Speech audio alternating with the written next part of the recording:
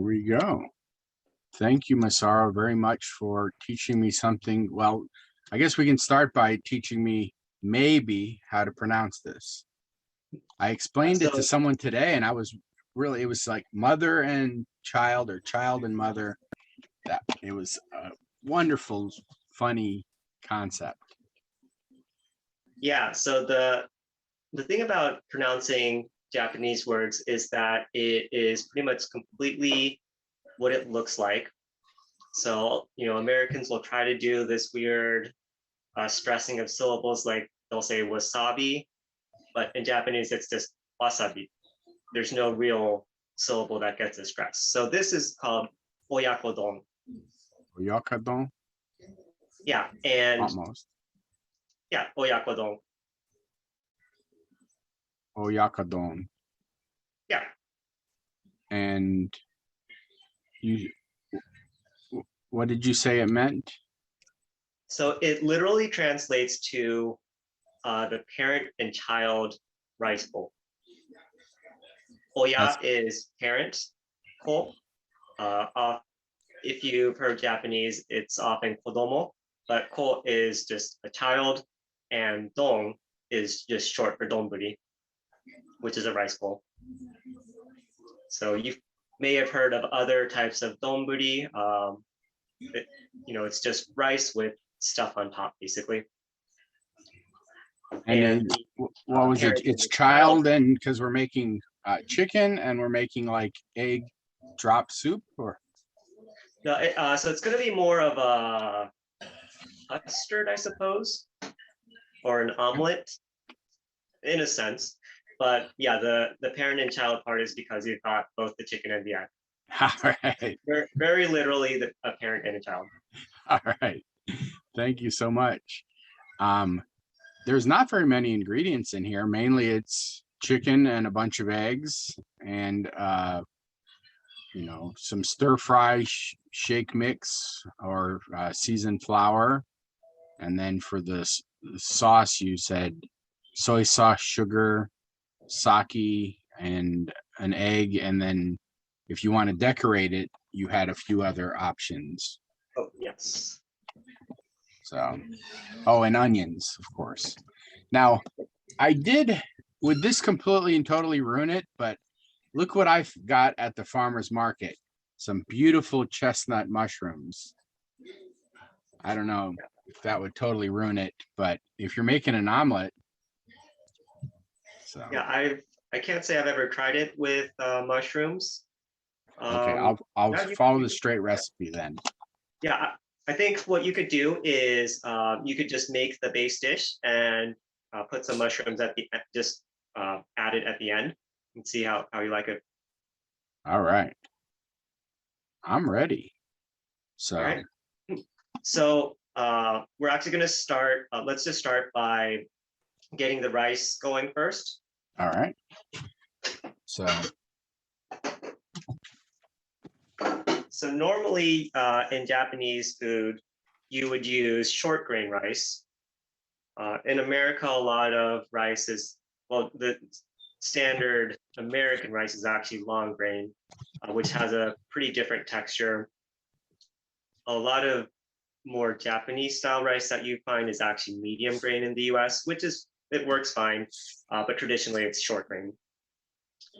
I don't have Japanese rice. I have some other stuff that I'm trying to use up. So I'm actually going to make this with jasmine rice. It's just a base that if you don't have short, medium grain rice, it's not a big deal. Yeah, I did find that interesting how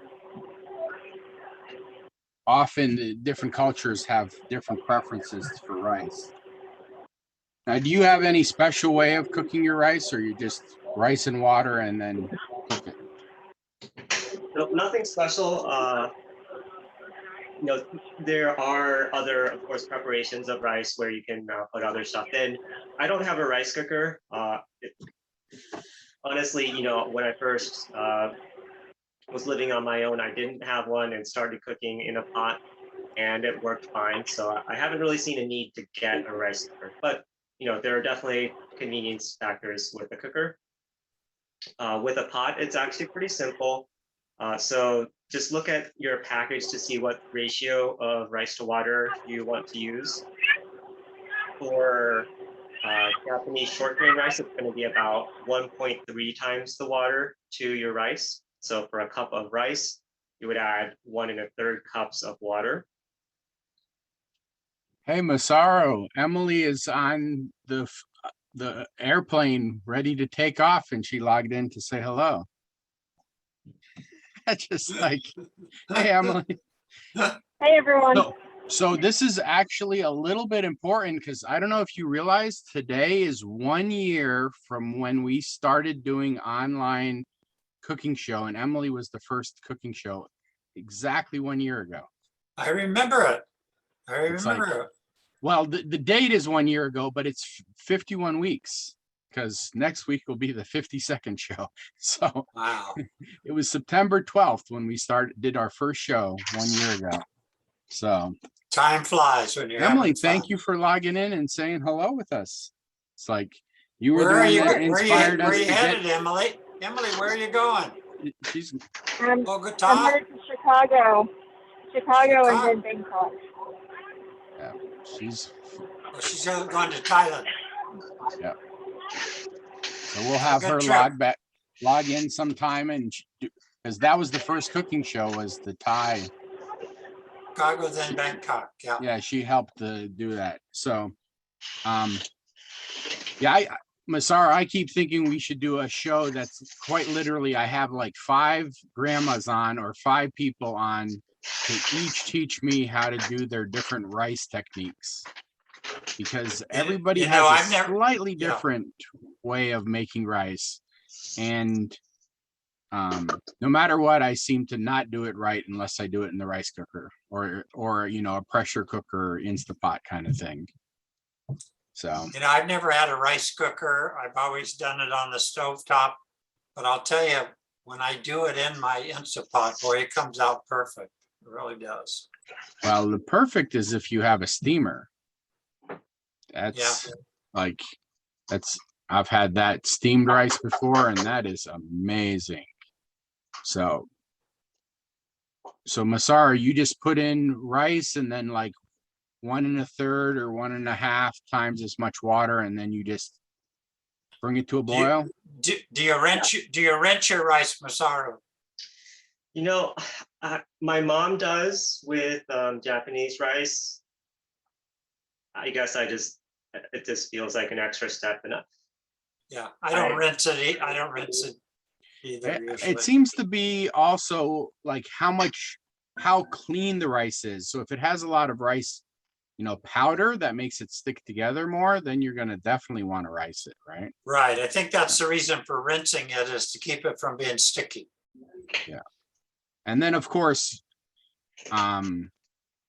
back in the day, you'd have to rinse it because you'd want to get out any dirt or little bits of stuff. And it seems like the quality of rice nowadays is so much better that you don't get little bits of dirt and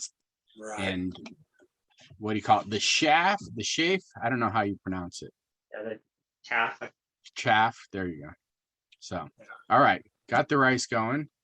Yeah, so if you're doing it on the stove, all you do is, just combine your water and rice, just turn it up to high. And basically, as soon as it starts bubbling a little bit, don't wait until it gets to a full boil. But once you see that it is starting to boil, turn down the heat to low. And it's really nice if you have a clear lid so that you can see how much water is left. But just leave it simmering on low until all the water is absorbed. So what the little thing that I do is, I can see if there's, just like standing water basically, but because the lid is clear, I can just kind of clamp it together and tip it to the side and see if any water kind of dribbles down. And if it doesn't, then I know it's done. Okay. So it just needs to absorb the majority of the water. So, yeah. All right. Let's and once it gets to a boil, you're only looking at, maybe 10 minutes. Well, I guess I forgot to go over all the, I said all the ingredients.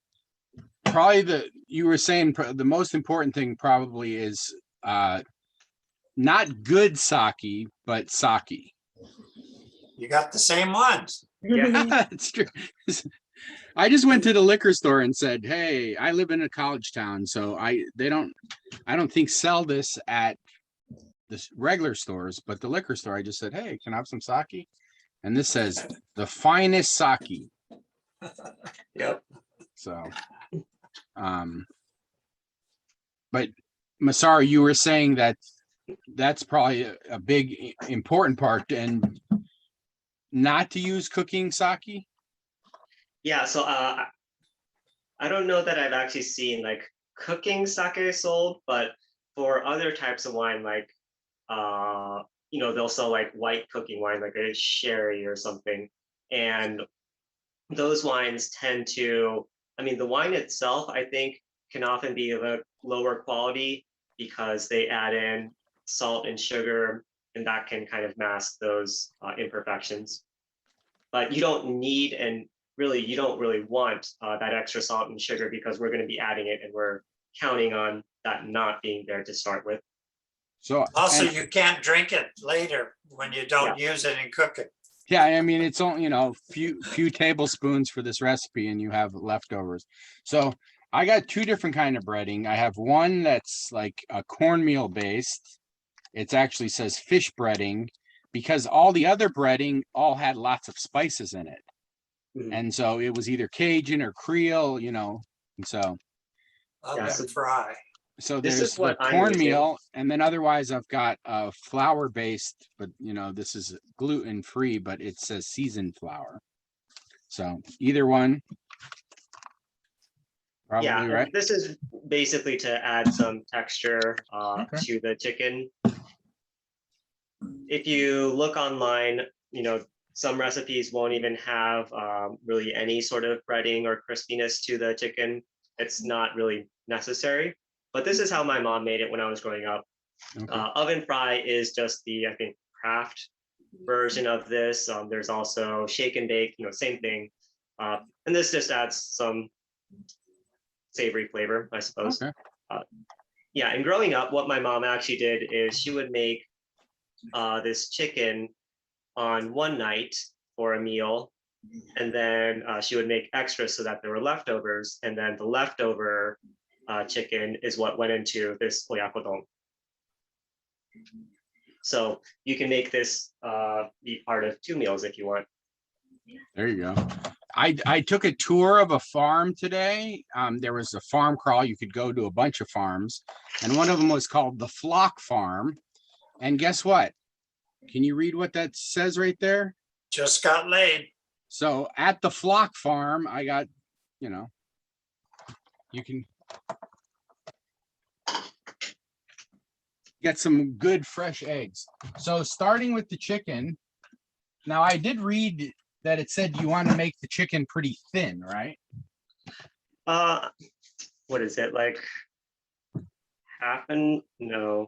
third of an Let me inch? see. So I kind of cheated in that I bought chicken that's, I don't know, all almost prepped, right? I don't know. I usually don't do this, but I was just like, look at that. It's all really beautiful. But I think this is chicken breast. It says chicken breast tenders. I don't know, but it's mostly pretty thin already. It's called skinless, boneless. Yeah. Yeah. That was the fun thing at this farm tour. There was a lot of kids coming there, and they were like, "Oh, that's what a real chicken looks like. It doesn't look like that." They were like seeing the chicken, seeing the sheep, seeing the goats, and they were like, "Oh, that's what it looks like." All right, let's see if I can organize all this. So Masaru, So I only am cooking 1 cup of rice because it's just me that's going to be eating this. It's actually already gotten to a boil, so I just turned it down to low. All right. So I've got my, and I'm, again, because it's just me, I just have 1 chicken breast. This is how thick it starts out, I'm gonna have this.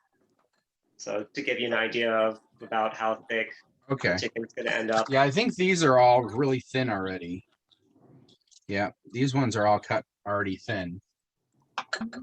So I've only done it a few times where I like, get the whole chicken and then have to cut it. Well, let me see. So I'm gonna put flour in one bowl. We're just gonna dip it in egg and then dip it in flour, right? Yeah, so this is a pretty typical way you dredge and then bread or coat chicken before you fry it. Really any same thing with fish. You do that same dredging and then coating before frying. Just give it a little crunchiness on the outside. Yeah. All right. Good. What does a fresh egg look like? It looks orange.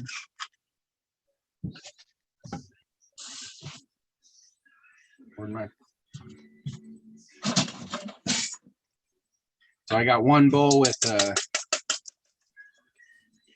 see, is one egg enough? I don't know. I got a lot of chicken here. Well, I guess if I have extra egg, I can just use it in my fry in the second part. Yeah, for sure. So I could, if we're gonna fry an egg, so whatever extra egg is in this bowl, we can make it in the omelet part. So it was, I think, 4 eggs in the second section. Yeah, if you're making, so 1 egg per serving, roughly. And I'm just following the instructions on the back of the box here.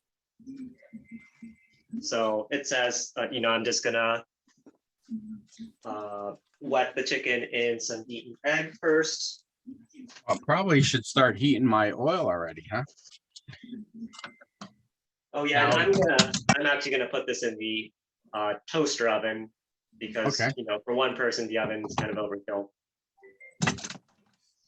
Now, do you, if you fry it, do you deep fry it or shallow fry it? Have you ever done that, or you just always? So this particular mix is really meant for the oven, so I've never pan fried it. I would say you could probably just shallow fry it. Yeah, I'm going to, what do you call it?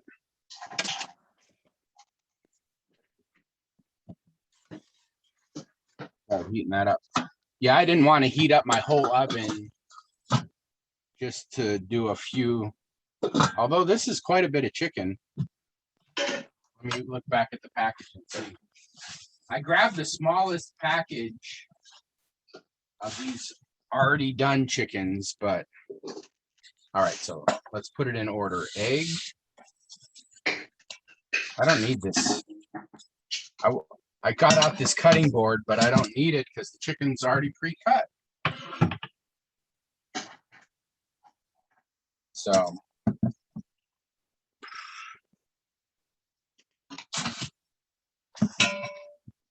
anybody have any tips here for? I was just gonna do chicken, dip it in the egg, dip it in the flour, put it in the fry pan. Try to get this oil nice and hot. So this doesn't really have much flavor on it, unless there's flavor in unless you buy like flour with flavor already in it. Yeah, so this does have flavor to it.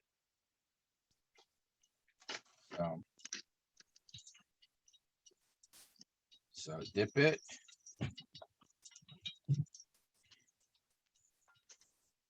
Oh, still not.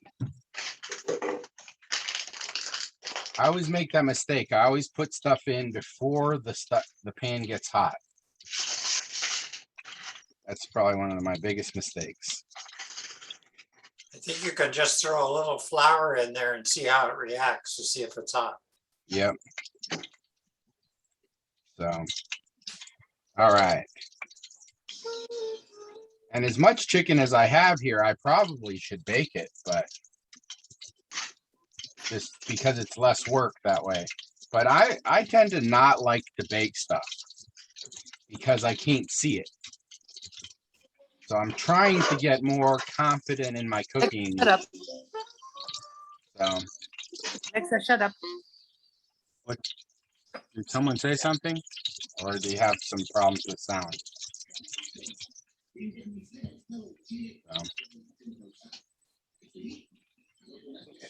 I'm just putting my chicken in that egg. And the next step is And going to be how thick did you cut it? Like pretty thin, right? Okay. Yep. Yeah. So I mean, that actually cooks pretty quick if it's that yeah, thin. like a chicken cutlet. How long do you put it in the toaster oven? Let's see what it says. I feel like it's gonna be like Pretty quick. yeah, it says 20 minutes. Yeah, after the egg, just let the egg it's drip off. 20 minutes. If you were just doing a little bit, you could definitely do it quicker frying then. Yeah, But of course, in the toaster oven, it's less fattening. You put it on bake or broil in the toaster oven? I just bake. This says at 400. Okay. So.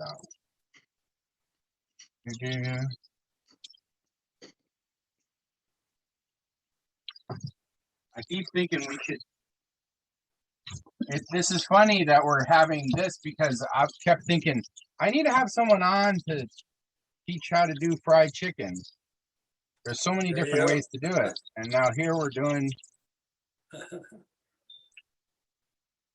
You'd never. Would you ever say, "Hey, this is Japanese fried chicken"?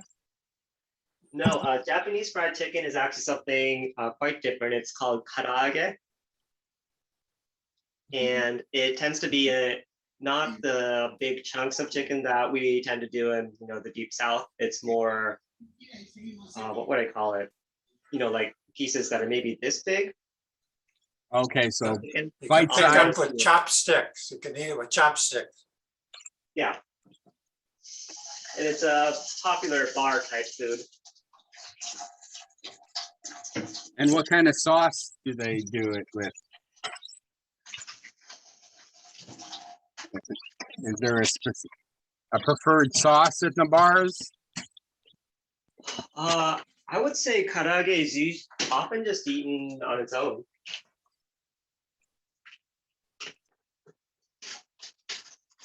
That's interesting. Fried chicken as a bar food. I don't know. We in the U.S. we have chicken wings, so I guess it's not.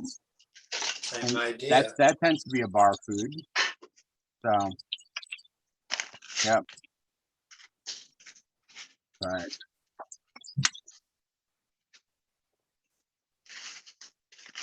Fred, you'll appreciate this. I don't know if you heard me. Look at this beautiful. Oh, I chestnut saw that. mushroom. Yeah. I got it at the farmer's market. And so Yeah, I'd probably saute those separately and then add them in at the last. oh, look at that. It's golden brown already on one side. Okay, so now I need a plate. That a lot sooner than I am.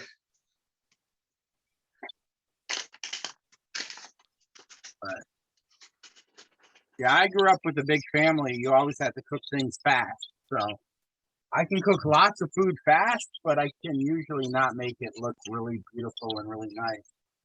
And so that's been my goal this year is try to make things, I don't know, prettier. Work on your presentation. I grew up, we're like, Mom, we actually made Mom a sign for her kitchen that said Mom's Kitchen. Menu, 1, take it, 2, leave it. So basically, if you didn't like her cooking, Sorry. I'm gonna stick this in the oven or the toaster oven. All right. I guess I'll get this other pot down. We'll be using that. Yeah, that's my position. I'll cook it, but I don't want to hear anybody telling me they need a special diet.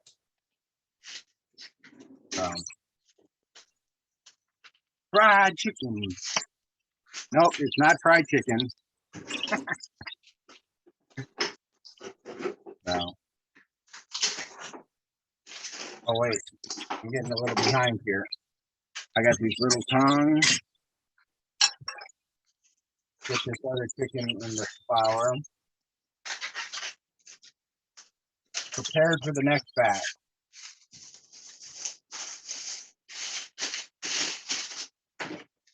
So you said, yeah, my rice just started boiling, so it's a little, I guess the rice cooker is a little slow to get going compare. Yeah, my rice is probably about done here. That just shows that. Yeah, and so I'm doing my little trick here where I'm tipping it down and I don't see any water kind of running down the side, so it is good.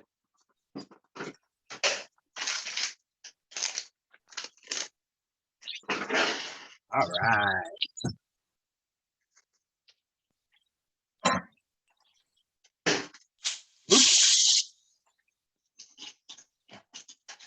Okay, so the next step here is really making all of the stuff that's going to go kind of to the sides and on top of the chicken at the end here.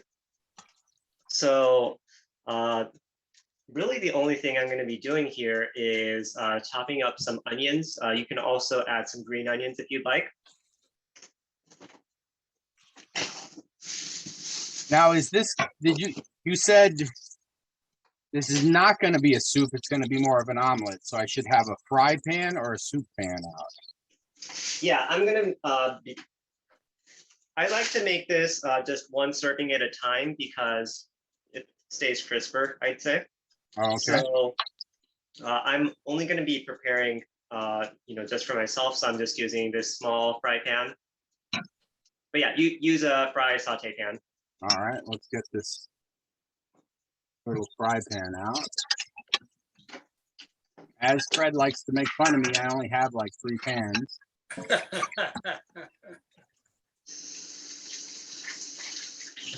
Yeah, I mean, I have my like, You've you got, know, hey, or huge- you've got 2 sizes, or too small and too big.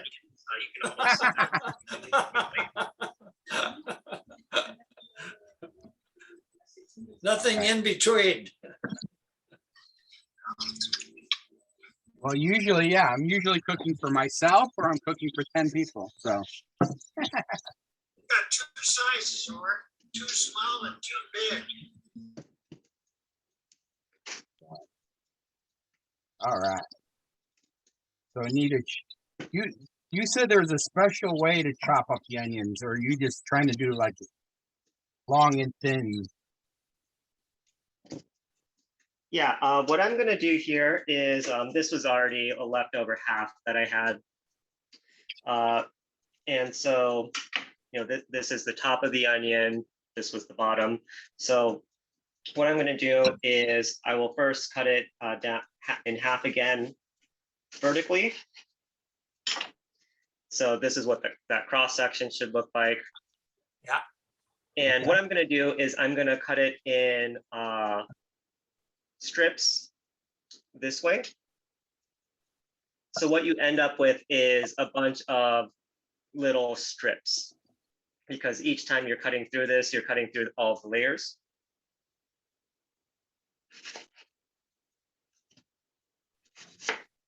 All right. So, for each time you slice, you're going to get something like this. As opposed to chopping them. Yeah, and so this gives you a nice little strip. You basically end up with a bunch of little onion strips, and obviously they're going to all cook down and be soft.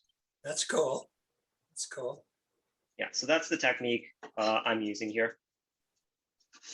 And yeah, this is about, what, like pinky width, I guess.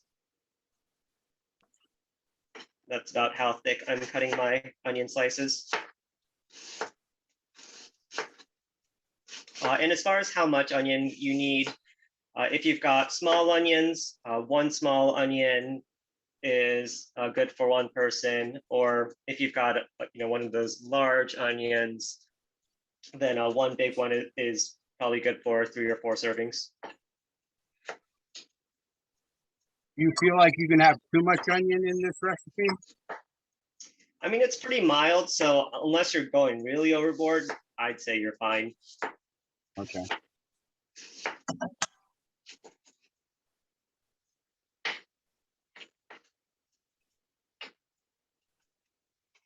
Yeah, so I've got here, probably enough for 2 servings.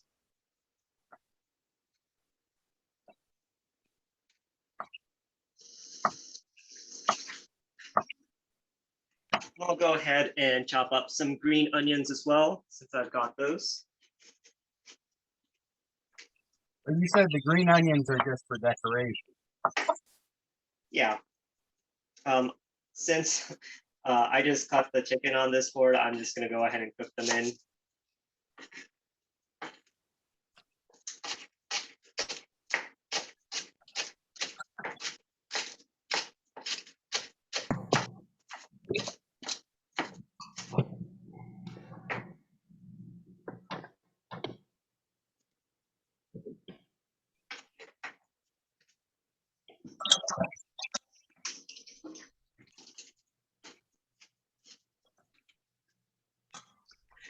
All right, I'm gonna test one already.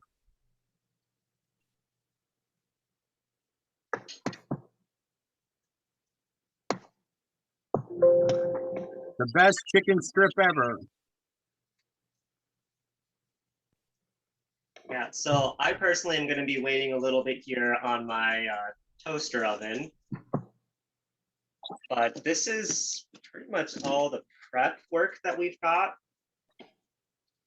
Or your chicken will be done a little bit faster. So when you're ready with that, we can move on to the preparation of this sort of omelet. Yep, so I've got my little pan ready. I guess turn it on.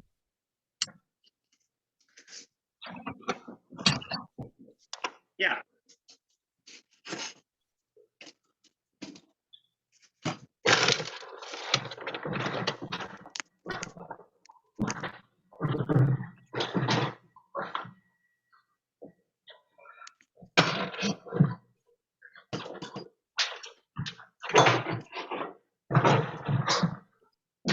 All right. Well, looks like my video turned off.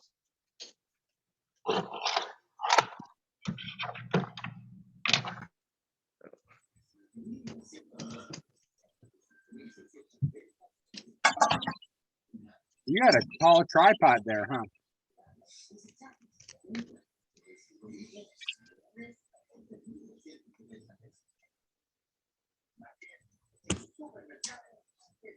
So let's see.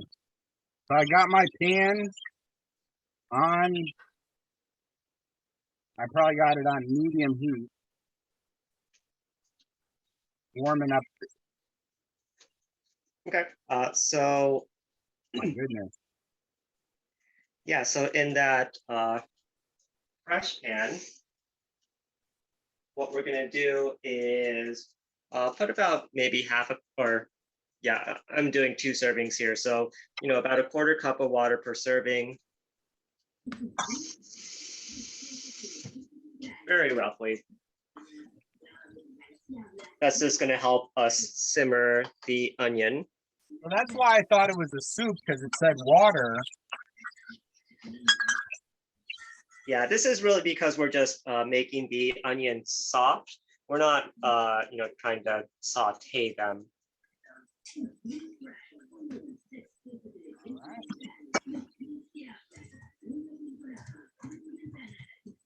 I got my water in the pan. And I just have this on medium heat.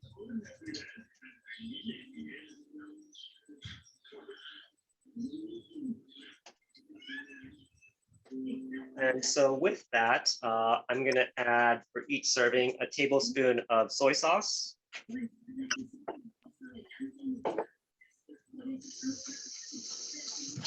But you haven't even added the onions yet. Oh, yeah. You can go ahead and add the onions at this point, or I'm just gonna mix all of this together first. It seems like we're just making like a little onion soup.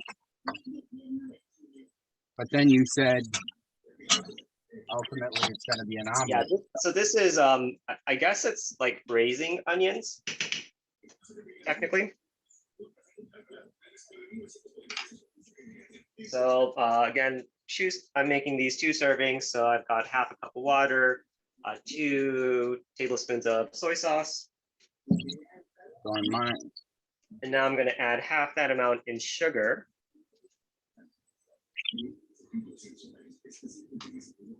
So that'll be 1 tablespoon of sugar for me.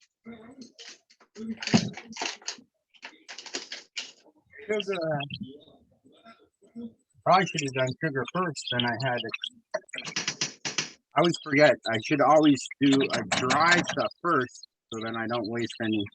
Always fit. I don't know. I always do things backwards.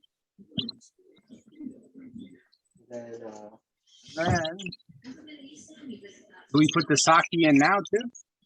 Yes, and then for me, it's going to be 2 tablespoons of sake. So, Yeah, so 1 tablespoon of sake, 1 tablespoon of soy sauce, and a half tablespoon of sugar per serving is what we're going for here.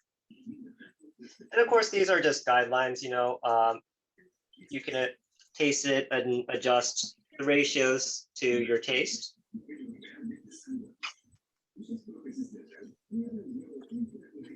and how important do you feel like the sake is to this recipe? Yeah, that's a good question. I do think it does add kind of a subtle quality to it and makes it, I suppose, more Japanese flavored. But if you don't have sake, you know, there are some other white wines that you might be able to substitute in a pinch. Like someone had mentioned yesterday, maybe sherry, I think, could work. There, my rice just popped.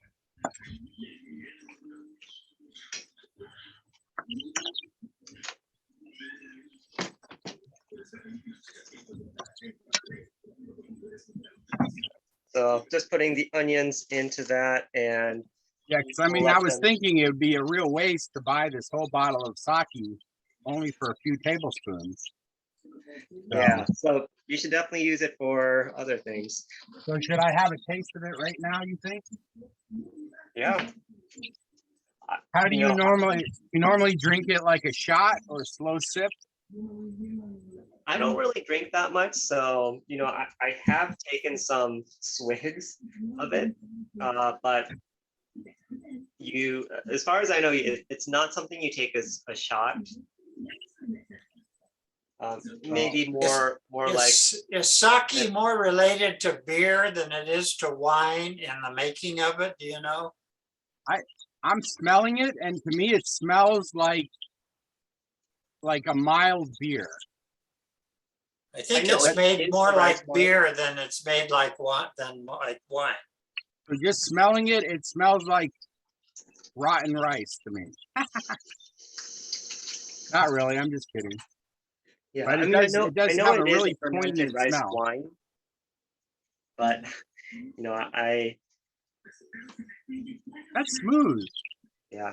That's really smooth. I was expecting, you know, a lot of clear liquors are really punching your face, and this is extremely smooth.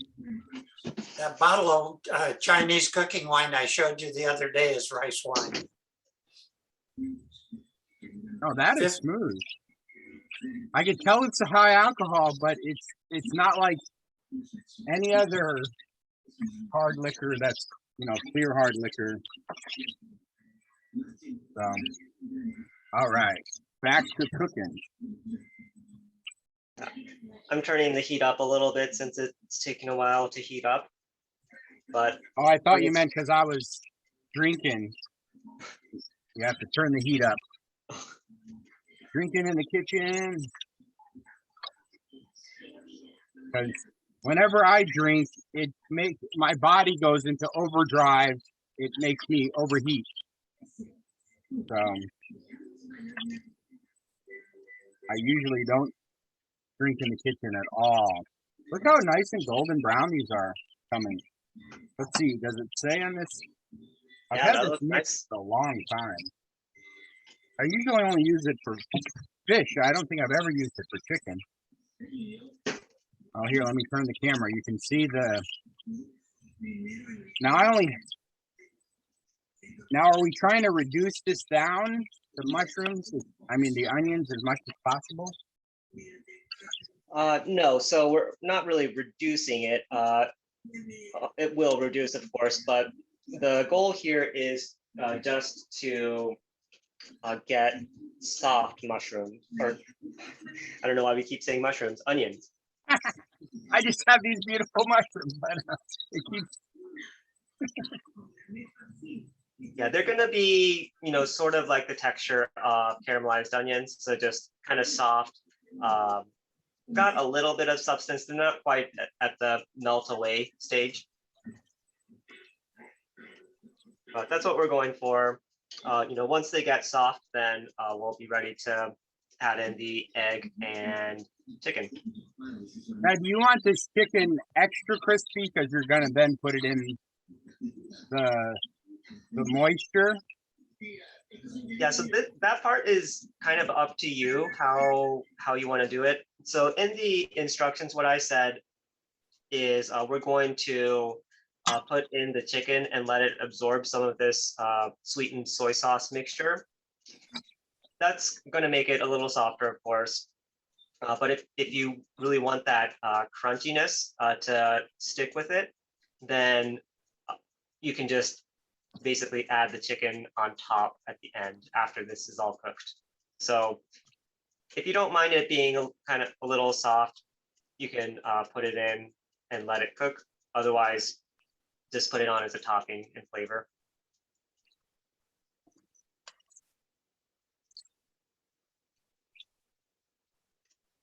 Oh, I forgot. I still have a couple more pieces of chicken here.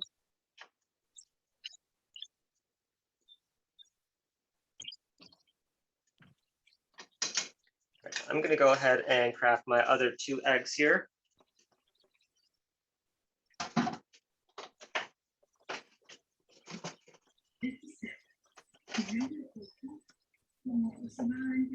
I hate whenever I have leftovers like this. So I'm thinking I might add just a little water to this and make just a little teeny spicy pancake. Because all it is eggs and that seasoned flour. So, I don't know. All right.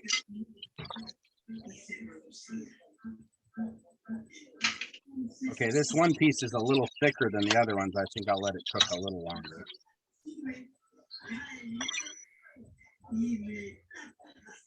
All right. I'm getting ahead of myself with that.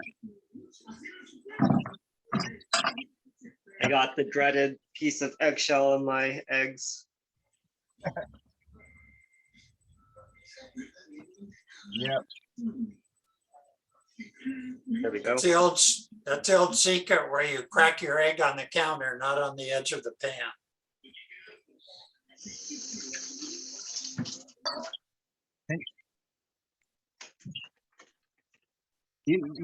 Fred, you never crack an egg against the other egg?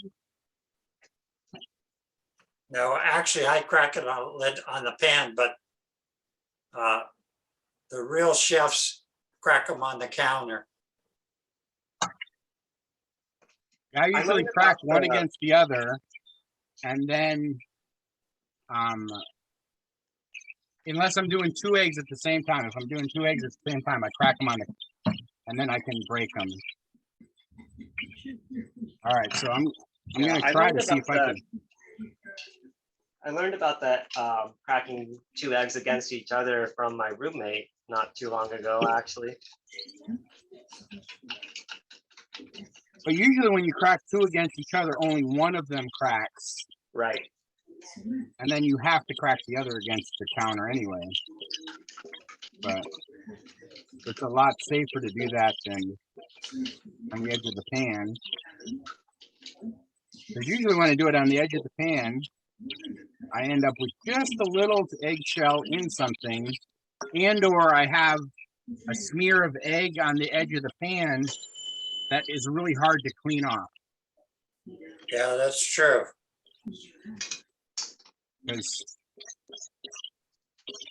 All right, just that leftover, I'm gonna try to see if I can make a little pancake with that.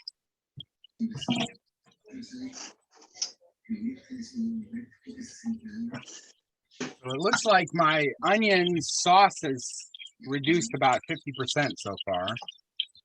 Okay. Yeah, my the 20-minute timer on my toaster oven just went off.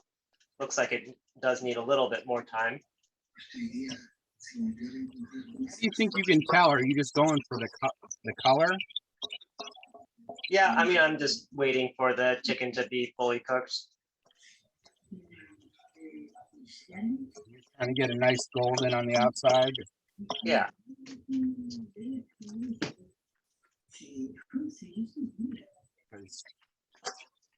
Like really the only way to really tell if chicken is cooked is get the thermometer and poke it in there. Mhm. All right. So why do I have this? Oh, that's for the rice.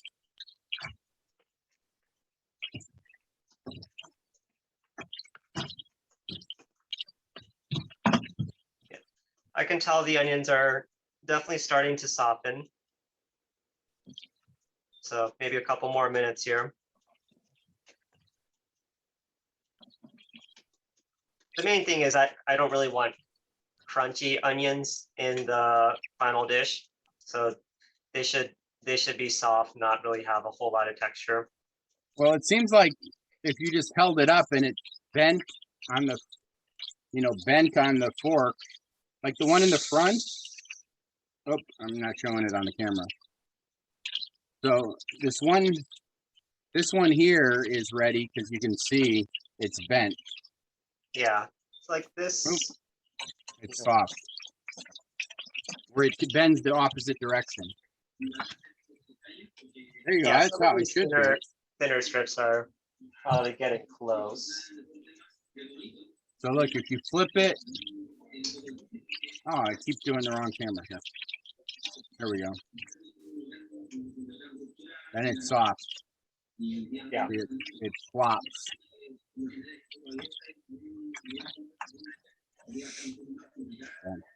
Yeah, and I mean, this part can be a little bit to your liking. I like it for the onions to more or less disappear, to not have a noticeable texture in the final dish.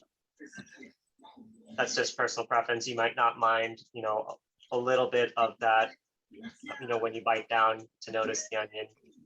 So I'm gonna have mine probably cook a little bit longer than maybe some other people will.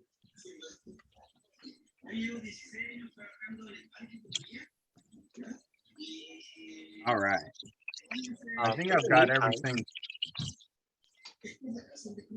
cooked here except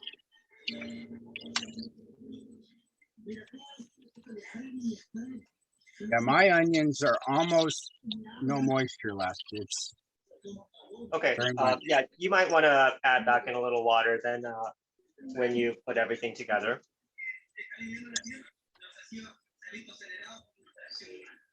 So while we're waiting for this to go on, one of the things I mentioned is that as a garnish, so in addition to the green onion, you can put on something called, so in the US, it's nowadays sold as nanami.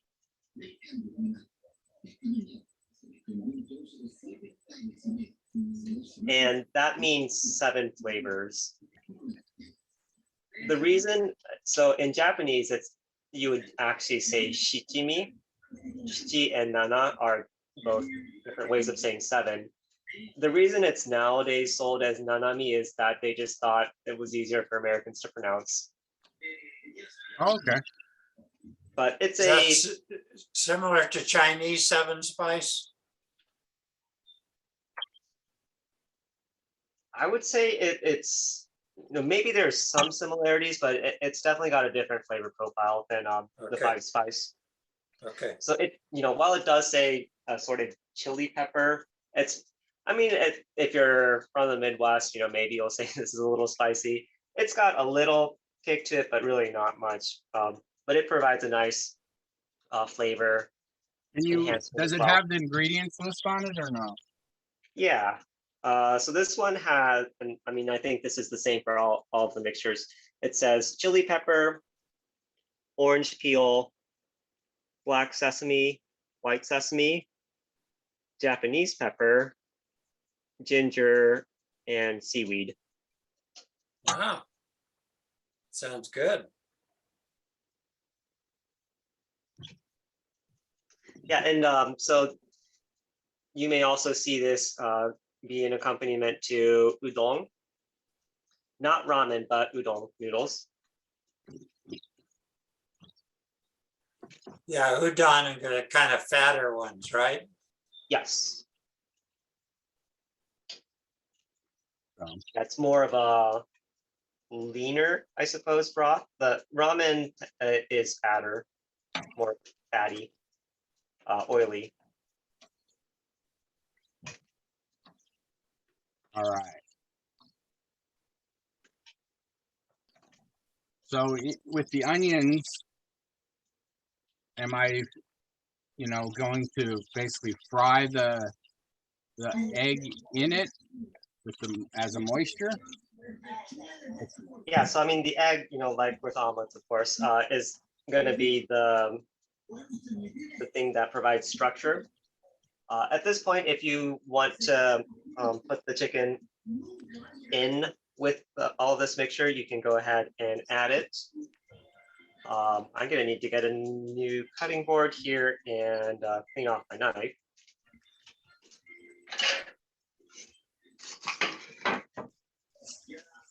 All right. And I'll also go ahead and put in the green onion because, as I said, I cut that on the same cutting board as the raw chicken. But you said put the fried chicken in with the onions. Yes. And the only thing that's doing is it's allowing the chicken to absorb some of this sweetened soy sauce. Okay. Let's see here.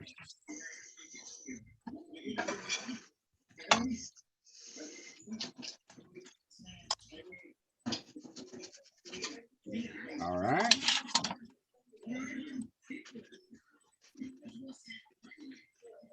I definitely made too much chicken.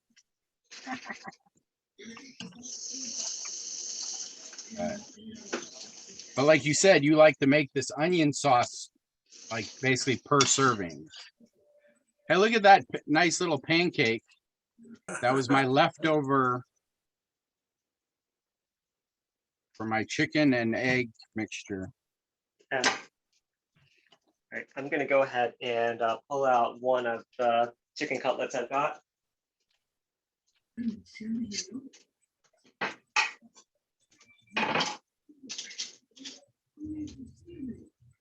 Or do you have any liquid in your pan with the chicken? Not really, it's almost all gone. Oh, okay.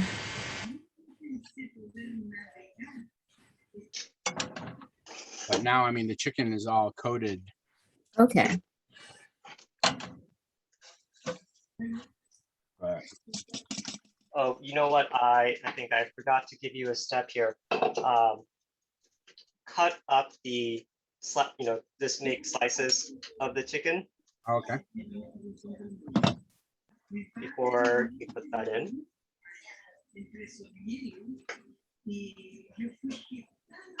Otherwise, you're just going to have one big chunk of chicken. Sounds about right. Yeah, and, that's pretty good.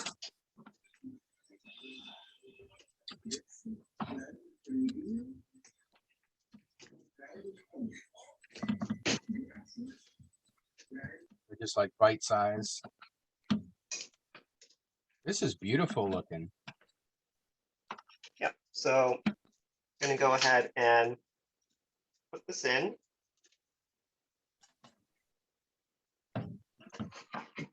Oh, look how neat he put his. Mine is just just like. See what I mean about presentation? Yeah, mine is not gonna be that pretty. That's okay. This is more comfort food. Oh, I could get comforted by this regularly. Definitely. It's pretty simple to make. All right, so and now what we're gonna do is basically make that omelet.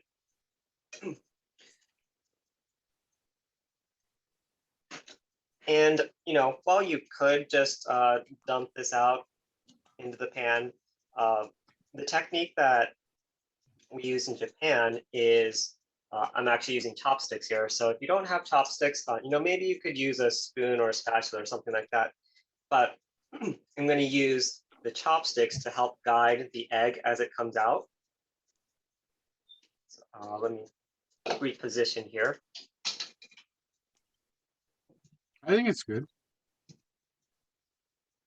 Yes, hopefully you'll be able to see what I'm doing here. Yep. Better than me. I'm using the chopsticks basically as a guide. Okay. Oh, so you're letting it run down the chopstick, basically. Exactly, yeah. Okay. So that'll let me make sure that we. Oh, you're I get- drizzling, yeah, you're drizzling it around. Yeah, and so that'll let me make sure it doesn't just end up in the center. That I get it all over the Oh, side. that's cool. That is cool. It creates like a nice little drip. Just like perfectly down.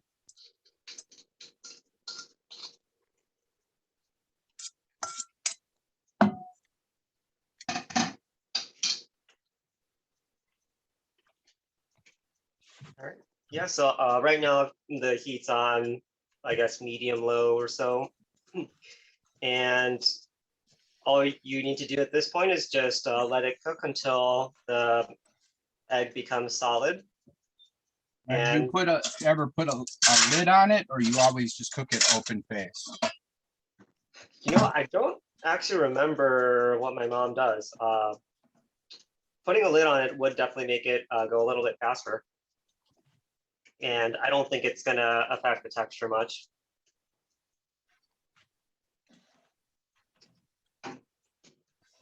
I mean, in some ways, it's almost like poaching the egg because you're not really it's not, We didn't put oil in it. there's no oil in it. So it kind of seemed like it's more like poaching. Yeah. I mean, You I just guess think you think of poached eggs without breaking the yolk normally. I mean, technically, I guess there's a little bit of Yeah, because the oil chicken's in there's a little bit. Yeah, in the fried chicken part. yeah. Do I have a big lid? That's glass. I don't think I have a big lid that's glass, but Yeah, and the lid is probably good because the heat source is on the bottom, so this will help the top, Yeah, both with the it- top and the bottom cook at the same rate, more or less. Exactly. Yeah, a lid always helps because it makes the top of the eggs cook.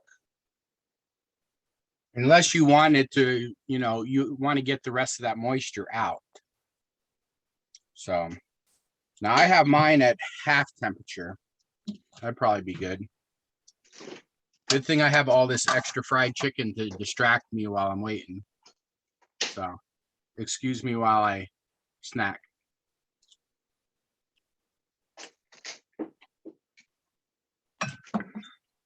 And a little sake too, maybe.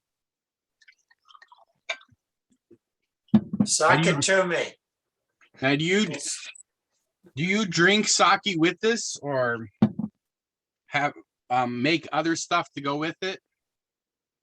Like you have like a drink or I don't know, vegetables or something. Got rice. can't really think of anything that comes to mind for, other side dishes to go with it. I suppose you could do some miso soup, miso shiru, as a side. This is, a pretty good main dish. It doesn't really Yeah. have, it doesn't have any greens really. So, if you wanted to have like a little side salad or something, that could go well with it to balance out the richness. But think about it. I mean, Americans don't have greens for breakfast. I mean, if you're making an omelet, you're gonna have maybe eggs and bacon, or so there Yeah, a lot of other That's right. people do that. yep. So it's not I forgot there's rice for it to go on. so. Yeah, so this is what we're doing here is a topping for the rice. So if I put it on the plate, I wouldn't put rice on the side like this. I would Yeah, I would put it in a bowl if you can. so I could put a layer of rice on the bottom of the pan and then put it on top of that. Yeah. Okay. I was going for fancy there. You guys see that? I had a little bowl and I made like a pile of rice. Very nice, or And then here's my leftover pancake to ruin it. I'm gonna put that on top of the rice. I don't know what I do. That's so. All right, a little more rice. It's starting to sizzle a little bit. Those eggs are, so I might want to. Yeah, I probably should have let that soy sauce mixture reduce a little bit more, because I think that's making this take a little bit longer for the eggs. So one thing I do when I make frittata like this, I'll go and I'll make a little hole in it wherever there's a wet spot, and then you'll notice that spot starts bubbling because it lets the heat come to the surface. So you can go through, and if there's a wet spot, you can let like heat come through at that spot, and then that spot starts cooking a little more. So, all right, spread this rice out.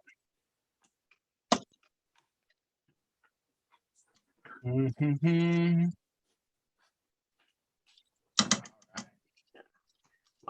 looks like it still has a couple minutes before it'll firm up. I think mine is ready. Let's see. I'm going around the edge.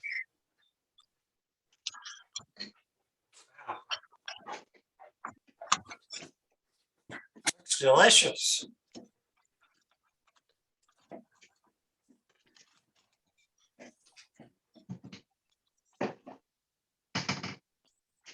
Okay, let's see if I can flip this over or not.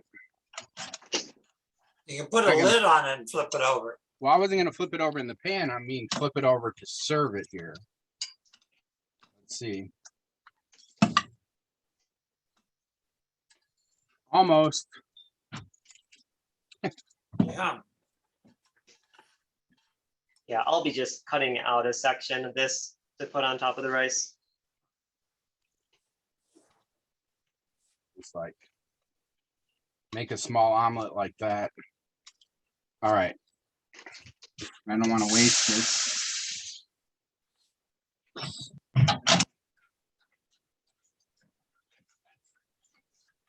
All right, while the pan's still hot, I put some water in there because there's a little burnt spot there. I think I did exactly opposite of what Masaru did. Mine was too dry and his is too wet. Yeah, mine, I'd definitely say this one was a little too wet.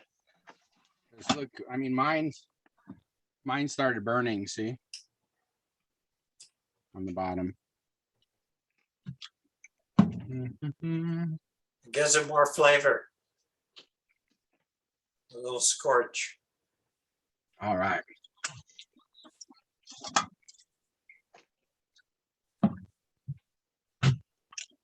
That's a lot of food. And a little piece of chicken on the side, a little chicken I got extra chicken. Why not? tender. Anybody have any questions for Masaru? Masaru, when you finally, I don't know, plate that, if you wouldn't mind sending me a fancy picture, because I know yours is going to look better than mine. Because I saw you cut the chicken, you cut it in nice long strips, but you also did a chicken breast. Mine were like basically pre-cut chicken breasts in half, so they were more like chicken strips. So yours was twice Wider. as big around, so it's easier to cut in strips. So I think part of the point was to be able to eat it with chopstick. all right, let me put the So the chopsticks on. pieces of chicken are small, bite size. True. Yep. So, all right.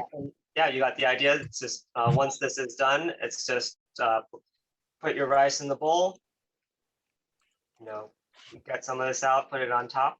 And then if you want to put those garnishes on, that's the green onion and the shichimi or nanami. You can put that on and you're ready to eat. Yum. Oh, this is going to be something I make pretty regularly because I could see it being really easy to make. Like you said, you make the fried chicken ahead of time, so you have some of that ready, and then you just whip up a serving of the onions, right? Yeah.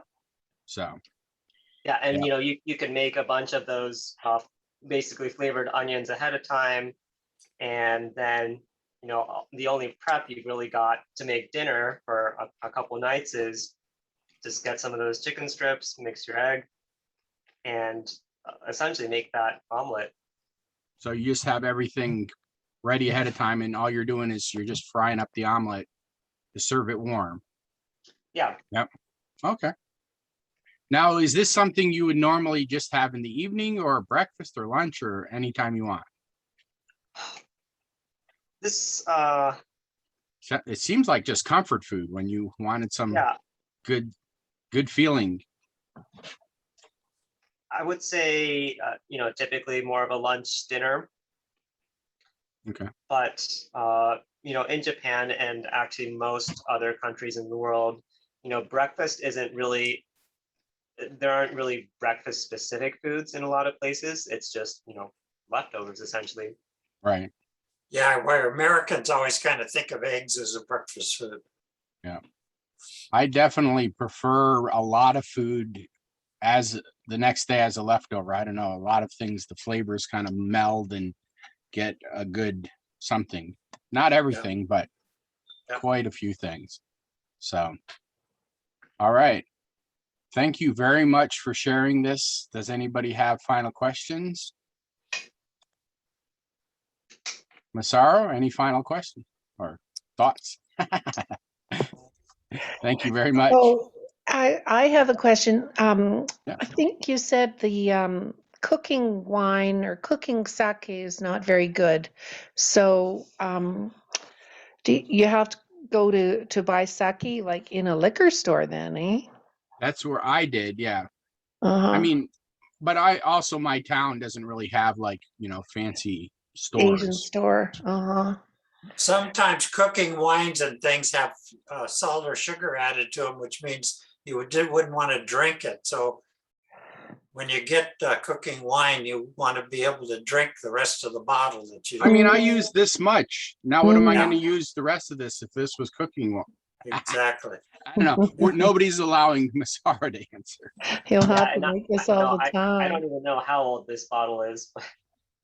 Just like, so, I mean. I ended up buying some mirin sauce that I think has wine in it. Because they didn't, I was just in the Asian store with a million other people. Yeah, I have mirin and it's got alcohol in it. Yeah, Yeah. mirin is it's used for a different purpose. I would say it's something that still goes well with the flavors of this. It is often used For to teriyaki and sukiyaki.